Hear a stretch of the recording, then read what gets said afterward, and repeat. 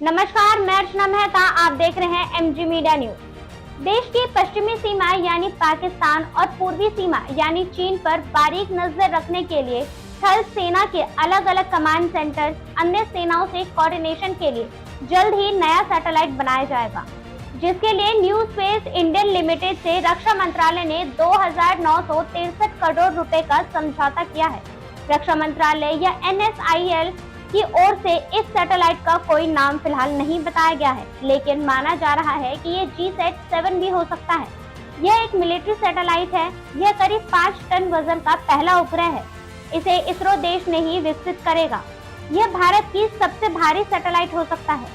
असल में GSAT-7 भी एक एडवांस कम्युनिकेशन सैटेलाइट होगा, जो भारत थल सेना की ओर किसी भी मिशन की सटीक जानकारी देगा, खुफिया संचार में मदद करेगा, साथ ही दुश्मनों के हथियार, बालाकोट एयर स्ट्राइक या सर्जिकल स्ट्राइक जैसे मिशनों को पूरा करने में मदद करेगा।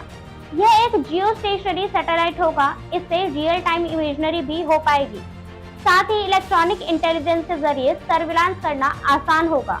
भारत के पास कई तरह के मिलिट्री सैटेलाइट है, लेकिन इनमें सबसे नई सीरीज है GSAT। इन्हें आमतौर पर कम्युनिकेशन सैटेलाइट ही बोला जाता है, लेकिन कई बेड्स पर काम करने वाले सैटेलाइट होते हैं। संचार उपग्रहों की सूची में ही रखा जाता है, जो कई बेड्स पर काम करते हैं। इनमें से कितने बेड्स का इस्तेमाल सेना करेगी, इसका खुलासा नहीं किया गया है। असल में यह सैटेलाइट होगी सीक्रेट मिशन का हिस्सा। इसरो ने कई बेड्स वाले सैन्य संचार सैटेलाइट बनाए हैं। इन्हें GSAT नाम दिया है। इनमें UHF, C-बैंड और Ku-बैंड के ट्रांसपोर्ट होते हैं, जो अलग अलग फ्रीक्वेंसी पर तरंगे भेजते हैं ताकि सुरक्षित कम्युनिकेशन हो सके, बातचीत कोई न सुन सके, ताकि किसी भी सैन्य ऑपरेशन की जानकारी दुश्मनों को ना हो। किसी भी सैन्य मिशन की सफलता उसकी सीक्रेसी में होती है। सैन्य उपग्रहों के बारे में ना तो सरकार बताती है, ना ही इसरो, ना ही कोई और अन्य वैज्ञानिक संस्थान। यह एक सीक्रेट होता है। माना जाता है कि देश के पास 10 GSAT सैटेलाइट है, जो अभी अंतरिक्ष में काम कर रहा है।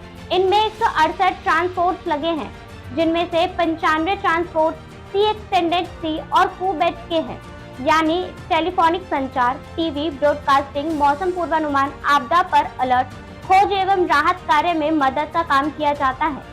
इसके अलावा भारत के पास इलेक्ट्रोमैग्नेटिक इंटेलिजेंस गैदरिंग सैटेलाइट भी है। इसमें इलेक्ट्रॉनिक इंटेलिजेंस पैकेज लगा है। इसे कौटिल्य नाम दिया गया है। यह पूरे देश में इलेक्ट्रॉनिक सर्विलांस करता है। यह भारत के ऊपर एक ध्रुव और दूसरे ध्रुव की तरफ चक्कर लगाता रहता है। इसके अलावा भारत के पास GSAT BR-1 synthetic aperture radar imaging satellite है। GSAT सैटेलाइट की ताकत की बात करें तो 2014 में बंगाल की खाड़ी में हुए मिलिट्री एक्सरसाइज रुक्मणी ने 60 युद्धपोतों और 75 लड़ाकू विमानों को एक साथ जोड़ दिया था। इस सीरीज के और भी सैटेलाइट आने वाले हैं, लेकिन कब कौन सा सैटेलाइट लॉन्च होगा, फिलहाल इसकी जानकारी नहीं दी गई है। फिलहाल के लिए बस इतना ही। देश और दुनिया की तमाम खबरों के लिए देखते रहिए MG मीडिया।